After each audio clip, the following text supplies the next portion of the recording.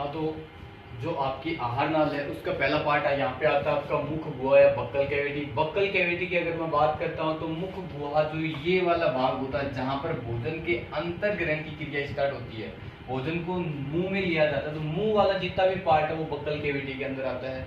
इसके अंदर आपके दांत होंगे, टंग जीभ होगी और आपकी लार ग्रंथियां मिलेंगी। यहाँ पे आपको दांत देखने को मिलेंगे, यहाँ पे आपकी जीभ पाई जाएगी और ये वाली जो आपकी है लार ग्रंथियां जो 3 जोड़ी होंगी वो आपको यहाँ पे देखने को मिलेंगी। इनमें सबसे पहले अपन स्टार्ट करते हैं दांत के बारे में।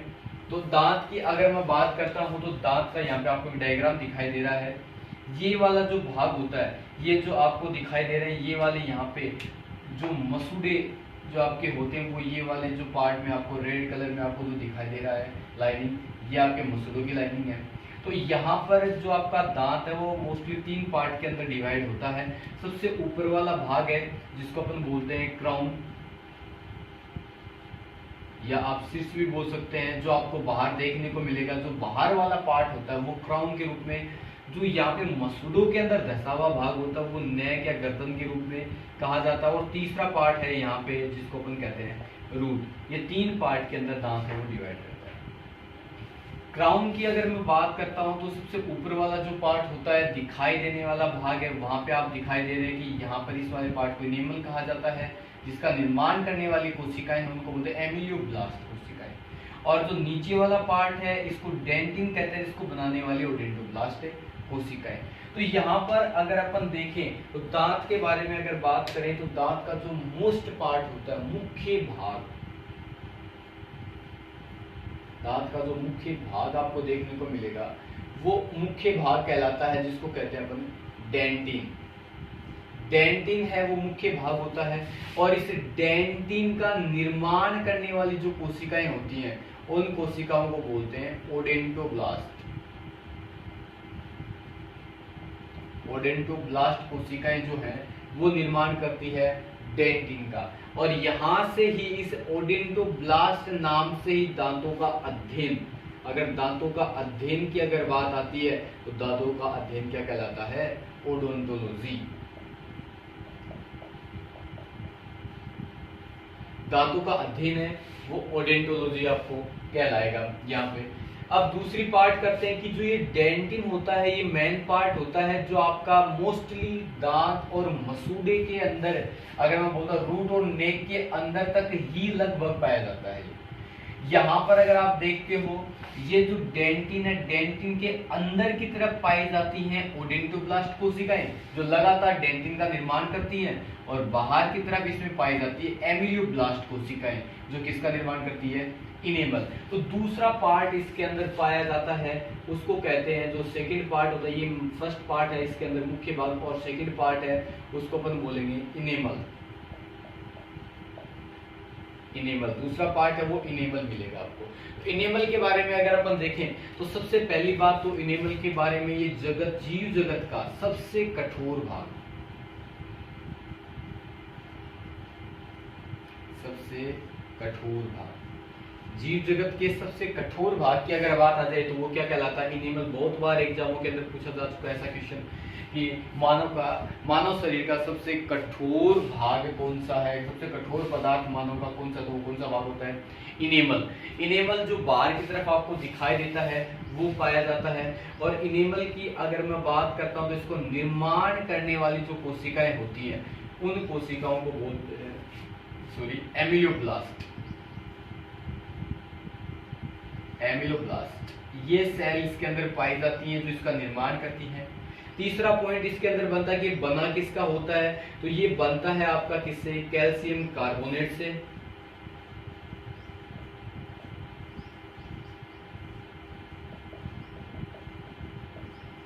कैल्शियम कार्बोनेट और साथ में इसमें पाया जाता है कैल्शियम फॉस्फेट।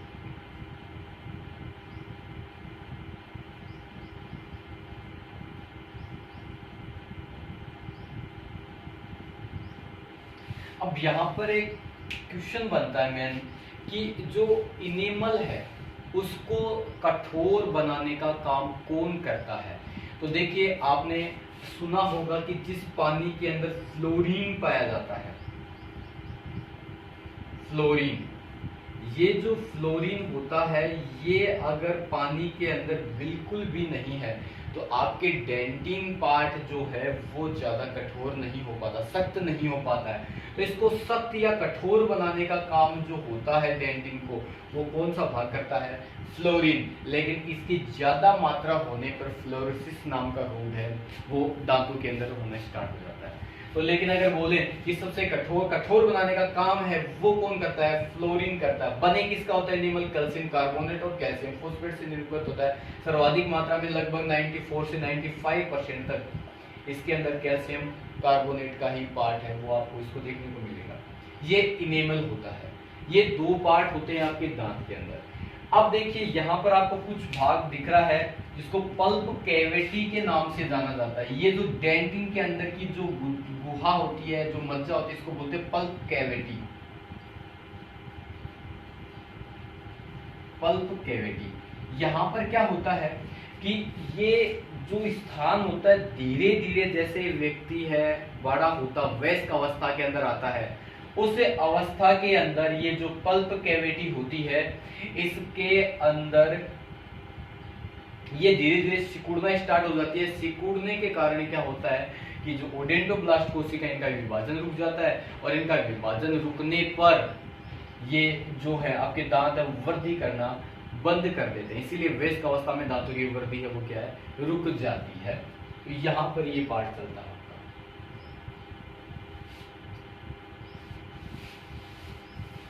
आगे देखते हैं।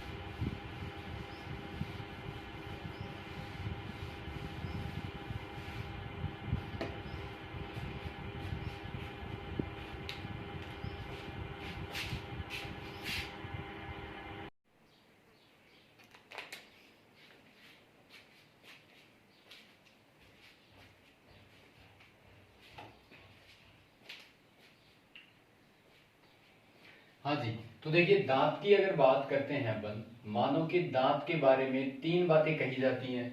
सबसे पहली बात तो यही कही जाती है कि मानव के दांत जो होते हैं वो गर्तदंती होते हैं। गर्तदंती, जिनको थिकोडोंट कहा जाता है, ये पाए जाते हैं। यानी मानव के जो दांत होते हैं वो जबड़े के अंदर धसे हुए होते हैं, यानी गड्ढे में पाए जाते हैं, गड्ढे में स्थित। दूसरी बात मैं करता हूं कि दूसरी बात कही जाती है इनके बारे में कि मानव के दांत हैं वो होते हैं आपके डाइफोडोंट या द्विबार दंती।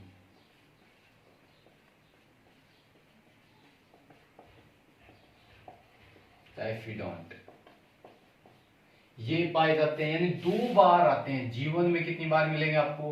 जीवन में दो बार।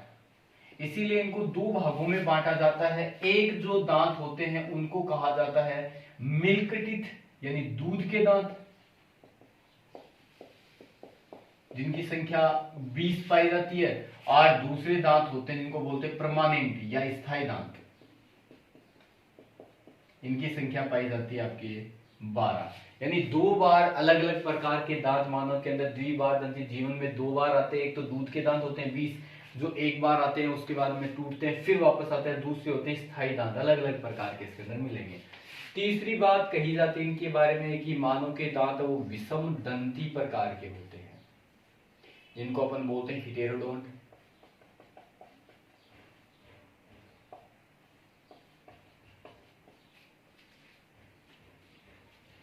हिटेरोडोंट, मानव के दांत है वो विषमदंती प्रकार के हिटेरोडोंट कहा जाता है। इसका मतलब होता है कि अलग अलग प्रकार के देखने को मिलेंगे। तो मानव के दांत है वो अपने कार्य करने के आधार पर चार प्रकार के पाए जाते हैं। सबसे पहले अगर मैं बात करता हूँ, सबसे पहले है वो जिसको अपन बोलते हैं काटने वाले दांत, जिनको बोलते हैं कृंतक, कृंतक या इंसाइजर।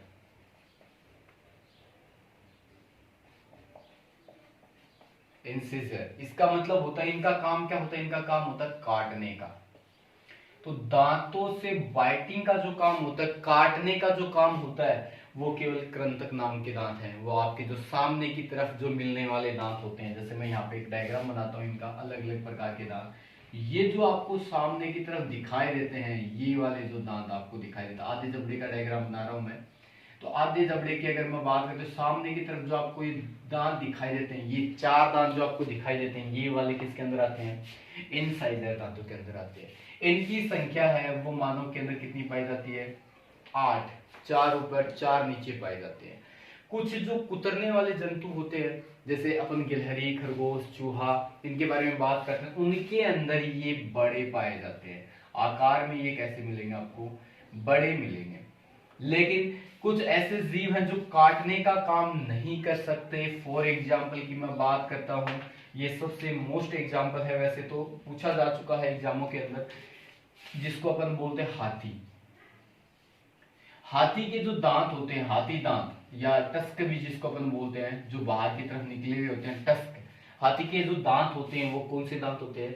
कृंतक। हाथी के केवल ऊपर वाले ही कृंतक दांत पाए जाते हैं। तो हाथी दांत जो होते हैं वो कौन से दांत होते हैं? जो बाहर की तरफ निकले होते हैं उनको बोलते हैं अपर इंसाइजर या ऊपरी कृंतक दांतों का रूपांतरण होते हैं। ये ऊपरी कृंतक दांत जो होते हैं आपके, उनका रूपांतरण पाए जाते हैं हाथी के दांत जो होते हैं आपके। दूसरे प्रकार के जो दांत आते हैं उन दांतों को कहा जाता है कैनाइन या रदनक या कैनाइन।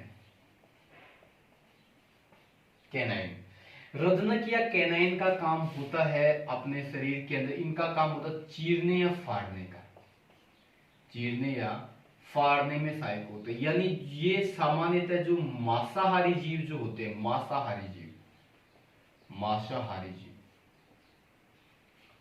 जैसे शेर है, चित्ता है, या कुत्ते की मैं बात कर सकता हूँ। कुत्ता सर्वहारी की श्रेणी में आता है, ओमनिवोरस की श्रेणी में आता है, लेकिन बोलते हैं शेर है, चित्ता है, इनके जो बड़े वाले दांत होते हैं, ये वाले जो दांत होते हैं, ये किसकी श्रेणी में आते हैं? ये कैनाइन होते हैं। ये चीरने फाड़ने में सहायक होते हैं। लेकिन जो शुद्ध शाकाहारी जीव होता है, एग्जाम्पल की मैं बात करता हूं, जैसे गाय, भैंस जो भी हैं, ये शुद्ध शाकाहारी जीवों की श्रेणी में आती हैं। तो इनके अंदर ये दांत है वो क्या है? नहीं पाए जाते, उनके अंदर एब्सेंट होते हैं। गाय के अंदर अगर बात करें, भैंस के अंदर, तो आप देखोगे तो ये वाले दांतों के अलावा ये वाले जो दांत होते हैं ये एब्सेंट होते हैं। मानव के अंदर इनकी संख्या है वो कितनी पाई जाती है?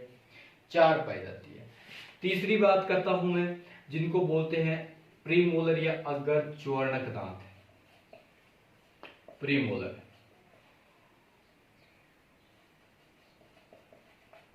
ये जो प्रीमोलर दांत होते हैं, इनकी अगर बात करते हैं तो ये चबाने में सहायक होते हैं। चबाने में, पीसने में, भोजन को पीसने में या चबाने में सहायक होते हैं। जो जिनको पीछे की तरफ चलने वाले स्टार्ट हो जाएंगे आपको इस तरीके से। और चौथे लास्ट होते हैं जिनको अपन बोलते हैं च्वर्णक या मोलर। ये जो दांत होते हैं च्वर्णक और मोलर, इनकी बात करते तो इनका काम भी क्या होता है? चबाने का काम, चबाने या पीसने का काम होता है। इन दोनों की अगर बात करते हैं, इन दोनों के अंदर जो मोस्टली अगर पार्ट की अपन बात करें तो ये वाले जो दांत है, प्रीमोलर दांत है, ये परमानेंट प्रकार के दांत होते हैं। ये बच्चों के अंदर नहीं पाए जाते, जीवन में केवल एक बार ही आते हैं। तो मैं बोल सकता हूं कि बच्चों में ये दांत क्या है? बच्चों में अनुपस्थित होते हैं।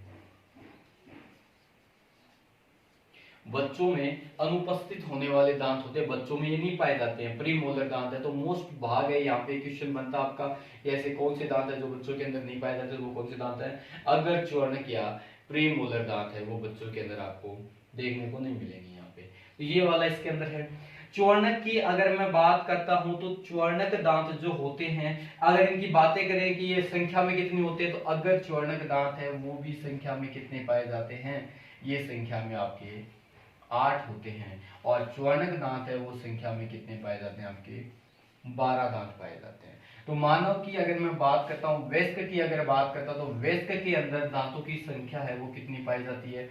12, 8, 20, 4, 24 और 8 है 32 दांत। वयस्क के अंदर कितने दांत पाए जाते हैं? 32 दांत वो आपके पाए जाते हैं। अब यहाँ पर जो च्वर्णक है, यहाँ पर एक और बात आती है, मोस्ट पार्ट है, वो ये है कि यहाँ पे एक ऐसा क्वेश्चन बनता है कि ऐसे दांत जो केवल वयस्क अवस्था में, वयस्क अवस्था में पाया जाता, अवस्था में आता है। उस दांत को अगर मैं बोल सकता हूँ कि लास्ट का जो मोलर दांत होता है, अंतिम जो च्वर्णक होता है, अंतिम च्वर्णक, अंतिम च्वर्णक होता है, लास्ट जो मोलर होता है, उसको कहते हैं अक्कल दाढ़। उस दांत को क्या कहा जाता है? अक्कल दाढ़, जो लगभग आपकी 21 से 25 वर्ष की उम्र के अंदर पाया जाता है, वयस्क अवस्था में आता है, इसलिए इसको कहा जाता है कि अक्कल दाढ़ है ये, या विजडम टीथ। अक्कल दाढ़ या विजडम टीथ है, वो इसको कहा जाता है। तो दांतों की अगर मैं बात करता हूँ, देखिए दांत है वो गर्तदंती थिकोडोंट होते हैं, गड्ढे में होने के कारण, द्विबारदंती डायफोडोंट होते हैं, जीवन में 2 बार आने के कारण। एक तो दूध के दांत बच्चे में आते हैं, उनकी संख्या 20 होती है, परमानेंट जो बाद में आते हैं उनकी संख्या 12 होती है। विषम दंती हेटेरोडोंट कहते हैं, अलग अलग प्रकार के होते हैं, विषम प्रकार के होते हैं, जैसे क्रमतक है, कैनाइन साइजर है, रत्नक है, कैनाइन अगर च्वर्णक है प्रीमोलर है, और च्वर्णक है इसको मोलर कहा जाता है। केनाइन की अगर मैं बात कर, इंसाइजर की बात करूं, उनका काम केवल काटने का होता है, तो जो काट नहीं सकते उनके अंदर ये नहीं पाए जाते। जैसे हाथी के जो दांत होते हैं उनके अंदर ये बाहर निकल जाते हैं, मुंह के अंदर रह नहीं पाते हैं, तो ये बाहर निकलते। तो हाथी के जो दांत होते हैं, ये मोस्टली पूछे जाने वाला क्वेश्चन होता है एग्जाम के अंदर, कि हाथी दांत कौन से प्रकार के दांत होते हैं, वो कौन से दांत होते हैं? अपर इंसाइजर। इंसाइजर भी कौन से? ऊपर वाले अपर इंसाइजर। रत्नक की अगर मैं बात करता हूँ, केनाइन यानी चीरने फाड़ने का काम करते हैं, मांसाहारी में ये विकसित होते हैं, जबकि शुद्ध शाकाहारी के अंदर ये पाए नहीं जाते हैं। अगर च्वर्णक की मैं बात करता हूँ, चबाने पीसने का काम करते हैं, संख्या में 8 होते हैं, लेकिन बच्चों में नहीं पाए जाते। तो क्वेश्चन बनता है कि बच्चों में से कौन से दांत है जो नहीं पाए जाते, वो कौन से दांत है? प्रीमोलर दांत है। अगर च्वर्णक है वो नहीं मिलेंगे आपको। च्वर्णक दांत वो चबाने या पीसने में सहायक होते हैं, और ये संख्या में 12 होते हैं, लेकिन इनका एक जो दांत है, लास्ट वाला जो अंतिम च्वर्णक दांत है, वो केवल वयस्क अवस्था में, केवल वयस्क अवस्था में 21 से 24 वर्ष कि इस उम्र के अंदर बाहर निकलता है, इसलिए उसको कहा जाता है अक्कल दाढ़ या विजडम टीथ कहा जाता है। फिर अपन बात करते हैं, 2 बातें और हैं इसके बारे में, छोटी बात। तो पहली बात तो ये होती है कि जो आपके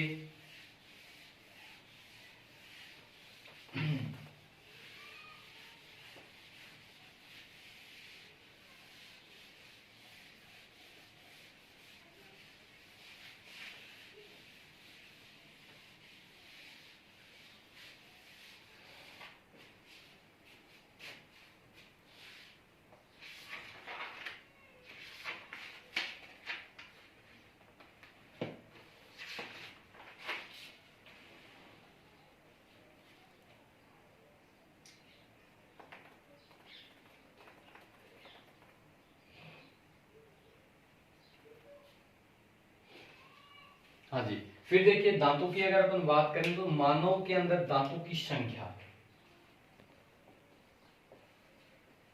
दांतों की संख्या, तो दांतों की संख्या की मैं बात करता तो वयस्क जो होता है, वयस्क के अंदर इनकी संख्या पाई जाती है 32। इन 32 दांतों को दंत सूत्र के द्वारा लिखा जाता है। इनका दंत सूत्र जो टीथ फॉर्मूला होता है, दंत सूत्र, उसके द्वारा लिखा जाता है। तो सबसे पहले आपके सामने के दांत, इनको बोलते हैं इंसाइजर। उनकी संख्या की अगर बात करें वयस्क के अंदर, तो ये ऊपर 2 और नीचे 2, आधे जबड़े का बनता है, इसीलिए आधा जबड़ा लिखा था। ऊपर वाले में 2 बचेंगे, नीचे वाले में। दूसरा पाया जाता है इसमें कैनाइन, एक ऊपर एक नीचे। तीसरा पाया जाता है इसके अंदर प्रीमोलर, 2 ऊपर 2 नीचे। फिर पाया जाता है इसमें मोलर, 3 ऊपर और 3 नीचे। इस प्रकार अगर अपन देखें तो ये 2 1 2 3, यानी ये टोटल आपके 8 हो गए हैं, 8 हो गए हैं। तो इनको मल्टीप्लाई कर देते हैं 2 से, क्योंकि आधा जबड़ा और आ जाएगा। तो इस प्रकार टोटल दांतों की संख्या कितनी हो जाएगी? 32। 8 और 8 16, और 16 को डबल कर देंगे तो कितने हो जाएंगे? 32। ये वयस्क के अंदर। अगर बच्चे के अंदर मैं बात करता हूं, जो बच्चा होता है, तो बच्चे के अंदर इनकी संख्या केवल कितनी पाई जाती है? 20। इनका अगर दंत सूत्र देखें तो इनका इंसाइजर बच्चे के अंदर आते हैं पूरे, कैनाइन बच्चे के अंदर आते हैं, लेकिन अभी अपन ने पढ़ाया था कि प्रीमोलर जो दांत होते हैं, ये जो प्रीमोलर दांत होते हैं, ये प्रीमोलर दांत बच्चे के अंदर एब्सेंट पाए जाते हैं, ये नहीं मिलेंगे बच्चे के अंदर। लेकिन मोलर दांत जो होते हैं उनके अंदर भी जो विजडम टीथ आपका होता है, अक्कल दाढ़ होती है, वो बच्चों के अंदर नहीं पाई जाती। तो आप देख सकते हो कि 10 और मल्टीप्लाई 2 यानी इनकी संख्या कितनी हो जाएगी टोटल, ये संख्या के अंदर कितने मिलेंगे 20। अगला पॉइंट अगर अपन देखेंगे सर्वाधिक दांत, तो सर्वाधिक दांत अगर देखें स्तनधारियों के अंदर, तो सर्वाधिक दांत है वो पाए जाते हैं, सबसे ज्यादा दांत है वो पाए जाते हैं हाथी के अंदर, सॉरी घोड़े के अंदर या सुअर के अंदर। अगर अपन देखें घोड़े या सुअर के अंदर इनकी संख्या कितनी होती है 44। हाथी दांत जो सर्वाधिक दांत स्तनधारियों में घोड़े और सुअर में पाए जाते हैं 44। इनके अगर दंत सूत्र की मैं बात करता हूं तो इनके अंदर इंसाइजर हैं वो 2 की जगह कितने पाए जाते हैं 3 इंसाइजर पाए जाते हैं, और कैनाइन है वो भी पाए जाते हैं इनके अंदर। प्री मोलर की अगर मैं बात करता हूं तो ये संख्या में कितने होते हैं इसके अंदर 4, और मोलर की मैं बात करता हूं संख्या में कितने मिलेंगे आपको 3। तो यहां पर अगर आप देखते हैं 4, 8, 3, 11, 22 दूनी टोटल दांत कितने हो गए इसके अंदर 44। 31 से 43 के रूप में आप इसके फॉर्मूले को ध्यान में रख सकते हैं।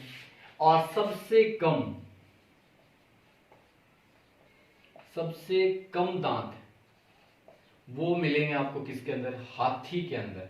हाथी के अंदर सबसे कम दांत पाए जाते हैं जिनकी संख्या कितनी होती है 14। इनके इंसाइजर की मैं बात करता हूं तो अपन ने पढ़ा कि हाथी के जो टस्क हैं वो बाहर निकल जाते हैं, तो केवल ऊपर वाले इंसाइजर ही मिलेंगे, नीचे की तरफ इंसाइजर इसके अंदर पाए नहीं जाते। कैनाइन की मैं बात करता हूँ शाकाहारी जंतु होता है शुद्ध, इसके अंदर कैनाइन नहीं पाए जाएंगे। अगर मैं प्री मोलर की मैं बात करता हूँ तो ये भी इसके अंदर नहीं मिलेंगे, लेकिन मोलर की बात करता हूँ ये तो ये संख्या में 3 इसके अंदर मिलेंगे। तो यहाँ पर अगर अपन देखते हैं तो ये टोटल कितने दांत होते हैं इसमें 14, 3 और 1 4, 3 7 दूनी 14 दांत है। ये दांतों की बात करते हैं, दांतों की विशेषता, ये दांत पाए जाएंगे। ये पहला पार्ट है बक्कल कैविटी का दांत। दूसरा आता है इसके अंदर आपका जीभ, वो देखते हैं, देखिए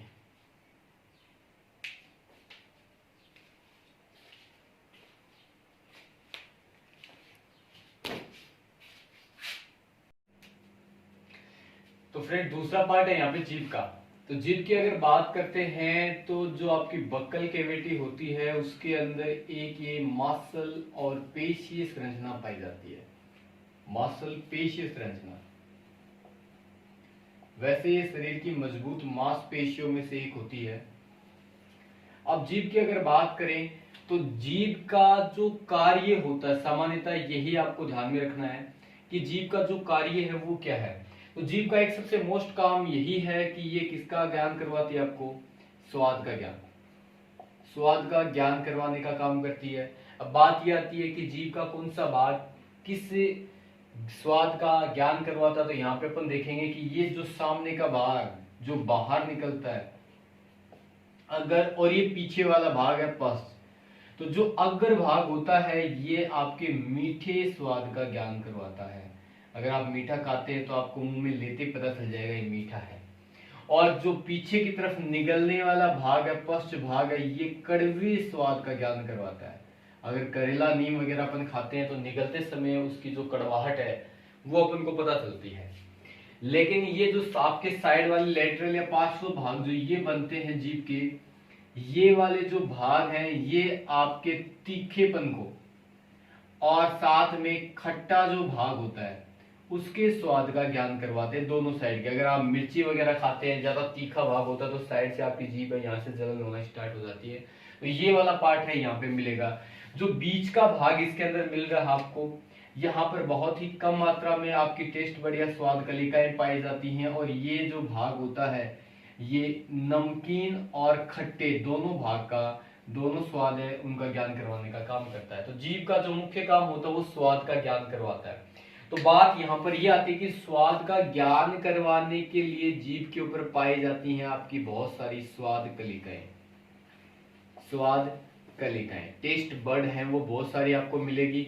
इनकी संख्या की अगर बात करें तो ये 2000 से लेकर 8000 आपकी जीभ के ऊपर पाई जाती हैं। महिलाओं में इसकी संख्या ज्यादा होती है इसीलिए स्वाद का ज्ञान उनको पुरुष से ज्यादा पाया जाता है।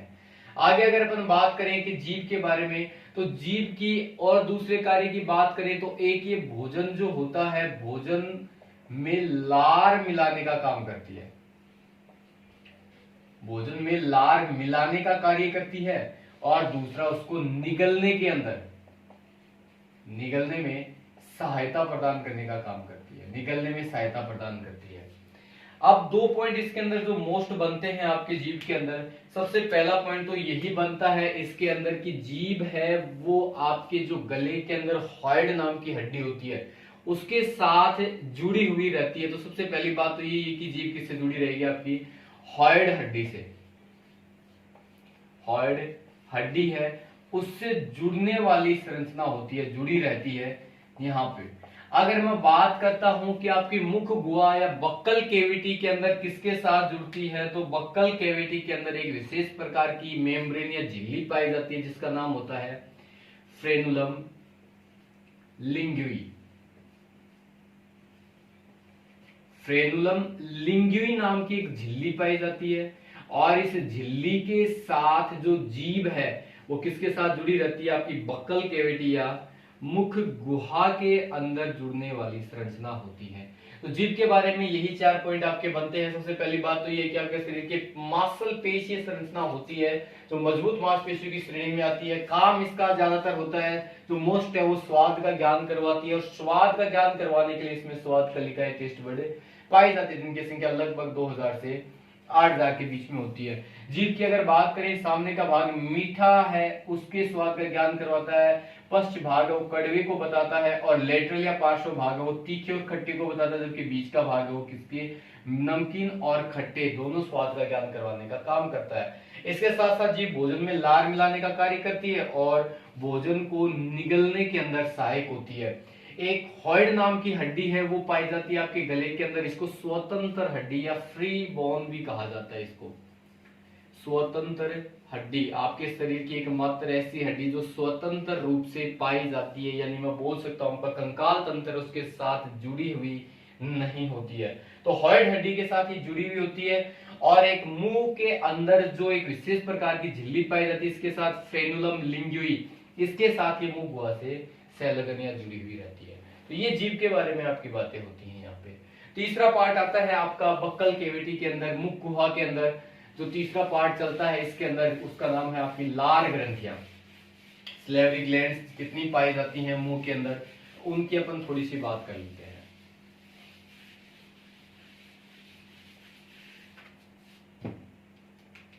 तीसरा पार्ट इसके अंदर मिलेगा आपको लार ग्रंथियां। लार ग्रंथियां, तो लार ग्रंथियों की अगर मैं बात करता हूं तो मुंह के अंदर इनकी अगर बात करें तो ये पाई जाती हैं आपकी 3 जोड़ी।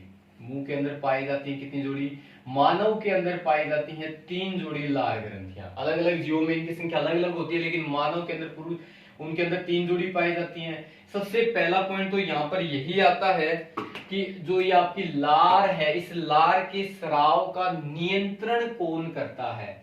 लार का जो स्राव होता है उस स्राव का नियंत्रण किसके द्वारा किया जाता है, तो लार के स्राव का नियंत्रण आपके मस्तिष्क का एक भाग, आपके तंत्रिका तंत्र का एक भाग होता है जिसको कहा जाता है स्वायत्त तंत्रिका तंत्र। स्वायत्त तंत्रिका तंत्र, एएनएस, ऑटोनोमस नर्वस सिस्टम। इसके द्वारा लार के स्राव का नियंत्रण किया जाता है, जो 2 भागों में बटा हुआ होता है। एक होता है इसमें सिंपैथेटिक और एक पैरासिम्पैथेटिक, जिसको कहा जाता है स्वायत्त तंत्रिका तंत्र के 2 भाग है। पहला होता है इसके अंदर अनुकंपी और दूसरा होता है इसका परानुकंपी। अनुकंपी की अगर मैं बात करता हूं तो ये लार के स्राव को कम करने का काम करता है, यानी रोकने का काम करता है, जबकि ये लार के स्राव को बढ़ाने का काम करता है। ये बढ़ाने का कार्य आपके शरीर के अंदर करता है। लार के स्राव को कम करने का काम अनुकंपी करता है, जबकि बढ़ाने का काम कौन सा भाग करता है, परानुकंपी। और ये दोनों ही भाग है स्वायत्त तंत्रिका तंत्र ऑटोनोमस नर्वस सिस्टम के अंदर पाए जाते हैं, जो तंत्रिका तंत्र का एक भाग होता है। फिर बात करते हैं कि लार है उसका जो स्राव है वो प्रतिदिन कितना पाया जाता है। तो लार की अगर मैं बात करता हूं तो प्रतिदिन 1 से 1.5 लीटर इसका स्राव है वो मुख गुहा के अंदर होता है। फिर बात करते हैं इसका संगठन की कि इसके अंदर पाया क्या जाता है ऐसा, तो इसकी अगर मैं बात करता हूं तो 95% इसके अंदर वाटर या जल की मात्रा ही आपको मिल जाती है। 95% इसके अंदर केवल क्या पाया जाता है, जल ही पाया जाता है। 95 से 97% इसकी मात्रा होती है। दूसरा भाग है, इसके अंदर पाया जाता है पहला टाइप जिसको अपन बोलते हैं लाइसोजाइम। लाइसोजाइम ये सबसे मोस्ट पार्ट होता है अपनी लार के अंदर, लाइसोजाइम। ये लाइसोजाइम है वो बैक्टीरिया को मारने का काम करता है, इसीलिए इसको एंटीबैक्टीरियल जो आपका एंजाइम है वो कहा जाता है। ये आपके जीवाणु मारने का काम करता है। अगर भोजन के अंदर आपके बैक्टीरिया वगैरह आते हैं तो उनको मारने का काम, जीवाणु को मारने में सहायक होता है, मारने का कार्य करता है। दूसरी बात करते हैं, दूसरा प्रकार का इसमें एंजाइम पाया जाता है जिसको बोलते हैं टाइलिन। दूसरे प्रकार का जो एंजाइम होता है वो होता है इसके अंदर टाइलिन। ये दो इसके अंदर मोस्ट होते हैं, टाइलिन। टाइलिन की अगर मैं बात करता हूं तो ये आपके शरीर के अंदर, या मैं बोल सकता हूं मुख गुहा के अंदर जो स्टार्च होता है, जो आपकी पॉलीसेकेराइड की संरचना में आता है, स्टार्च एक तरीके से कार्बोहाइड्रेट ही होता है, कार्बोहाइड्रेट ही पाया जाता है। तो स्टार्च का पाचन करने का काम है वो किसका होता है, टाइलिन का होता है। ये तीन चीजें मोस्ट आपको ध्यान में रखनी है कि इसमें ज्यादातर मात्रा में पानी ही पाया जाता है, लेकिन लाइसोजाइम और टाइलिन नाम के दो एंजाइम इसके अंदर मिलते हैं लार के अंदर। तो जीवाणुओं को मारने का काम लाइसोजाइम करता है अगर भोजन में आ गए, और टाइलिन है वो क्या काम करता है, स्टार्च का पाचन करता है, यानी कार्बोहाइड्रेट को पचाने का काम करता है। एक प्रकार की पॉलीसेकेराइड शर्करा होती है, ये पॉलीसेकेराइड प्रकार की शर्करा होती है। अगला पॉइंट अगर बात करते हैं तो लार का जो पीएच होता है, जो पीएच मान है लार का वो लगभग पाया जाता है 6.8। इसका मतलब मैं बोल सकता हूं ये कैसी होती है, हल्की अम्लीय प्रकृति की पाई जाती है, हल्की अम्लीय प्रकृति है उसकी आपको ये मिलेगी। लार का पीएच है 6.8 होता है। अब अपन दो चार बातें और देख लेते हैं इसके बारे में। जो लार है इसके बारे में सबसे पहला पॉइंट तो ये होता है, अगर लार की बात करें, अगर माध्यम अम्लीय है तो मुंह का जो पीएच होता है, मुंह का पीएच अगर 5.5 से कम हो जाता है तो टीथ डिके नाम का रोग हो जाता है जिसको बोलते हैं दंत क्षय। बहुत बार एग्जाम में पूछे जाने वाला क्वेश्चन है, दंत क्षय नाम का जो रोग है वो कितने पीएच मान पर होना स्टार्ट हो जाता है। तो अगर मुंह का जो पीएच है वो 5.5 से अगर कम हो जाएगा तो व्यक्ति को कौन सा रोग होना स्टार्ट हो जाएगा, दंत क्षय, जिसके अंदर इनेमल भाग है वो टूटकर बाहर निकलने लगता है, दांत है वो धीरे धीरे टूटना, क्षरण होना उनका स्टार्ट होता है, जिसको टीथ डिके नाम का रोग कहते हैं। तो यहाँ पर ये जो लार के बारे में बातें हैं। अगला पॉइंट आता है इसी के अंदर कि लार है वो मानव के अंदर जो लार ग्रंथि है वो 3 जोड़ी पाई जाती है, वो होती कौन कौन सी है तो वो देखिए। अगली आती है 3 जोड़ी लार ग्रंथियां। तो सबसे पहले अगर मैं बात करता हूं तो इन 3 जोड़ियों के अंदर सबसे पहली जो ग्रंथि है, लार ग्रंथि है, उसका नाम है पैरोटिड। इसको पैराइटल भी कहा जाता है, पैराइटल, पैरोटिड या पैराइटल लार ग्रंथि। सबसे पहली बात तो ये कि ये पाई कहां जाती है, तो इसकी जो स्थिति होती है, स्थिति की अगर मैं बात करता हूं तो ये पाई जाती है आपके कान के पीछे, कान के पीछे के भाग में स्थित होती है, इसीलिए इसको पैरोटिड कहा जाता है। हिंदी में इसको बोलते हैं अधोकरण, हिंदी में इसको कहा जाता है अधोकरण, कान के पीछे वाली। ये सबसे बड़ी होती है लार ग्रंथियों में, सबसे बड़ी लार ग्रंथि होती है। अगर कई बार इस लार ग्रंथि में पैरामिक्सो नाम का एक वायरस होता है, उसके कारण एक रोग होता है जिसको बोलते हैं आपका जो कनफेडा, कनफेडा नाम का रोग हो जाता है इस ग्रंथि के अंदर। ये एक रोग होता है जो पैरामिक्सो नामक वायरस से होता है, जिसमें कान से होकर मवाद निकलना स्टार्ट हो जाती है। दूसरे प्रकार की ग्रंथि है जो पाई जाती है जिसका नाम है आपकी सबलिंगुनल, सबलिंगुनल, इसको हिंदी में कहते हैं अधोजिह्वा, अधोजिह्वा। जिह्वा। तो नाम से पता चल रहा है कि अधो का मतलब नीचे, जिह्वा का मतलब जीभ, तो ये जीभ के नीचे वाले भाग के अंदर पाई जाती है। तो स्थिति की अगर मैं बात करता हूं तो जीभ के नीचे ये आपको मिलेगी देखने को। तीसरी बात करते हैं जिसके अंदर जो आपकी आती है सब मैंडिबुलर। सब मैंडिबुलर की बात करते हैं तो इसको कहते हैं अधोहनु। अधो का मतलब नीचे, हनु का मतलब दांत। तो ये आपका जो ऊपरी जबड़ा और नीचे वाला जबड़ा इन दोनों के बीच में पाए जाने वाली होती है, यानी मैं बोल सकता हूं कि ऊपरी व निचले जबड़े के बीच, निचले जबड़े के बीच में पाई जाती है।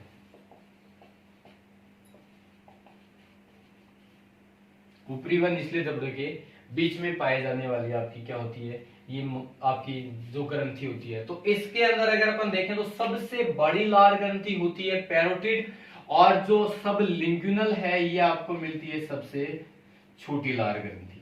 सबसे छोटी लार ग्रंथि है वो मानव के अंदर पाई जाती है।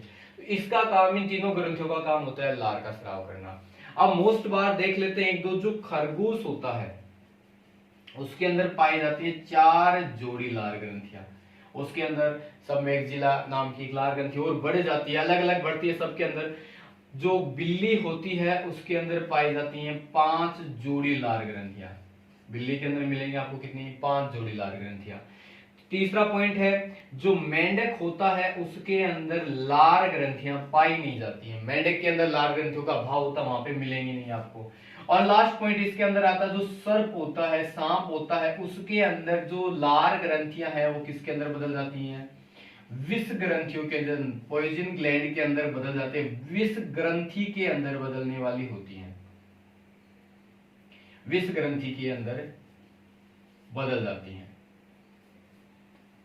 विष ग्रंथि में बदलती है। यहां पर ये चलता है।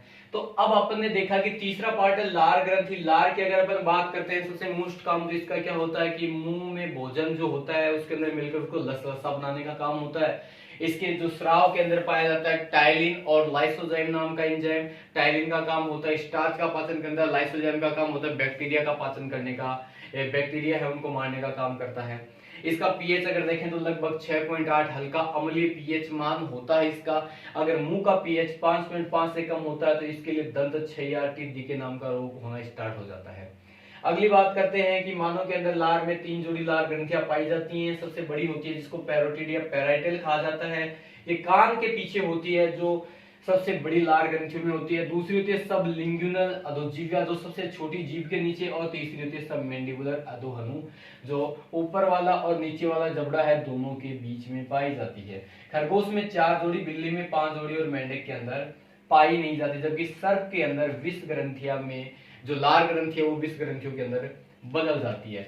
एक मोस्ट बात ये होती है, तो यहाँ पे जो मुंह के अंदर जो भोजन अब बना है, मुंह में जो भोजन होता है जो लार के मिलने के कारण लसलसा हो गया, अब उसको निगलने का काम होता है, उस भोजन को यहाँ पर कहा जाता है बोलस। ये आपको याद रखना फ्रेंड्स, ये बहुत बार एग्जाम में पूछा जा चुका क्वेश्चन है कि मुंह में पचित भोजन उसको क्या कहा जाता है, तो उसका नाम क्या होता है, बोलस। तो मुख गुहा के अंदर होने वाली सारी क्रियाएं पाचन से संबंधित इतनी ही होती हैं।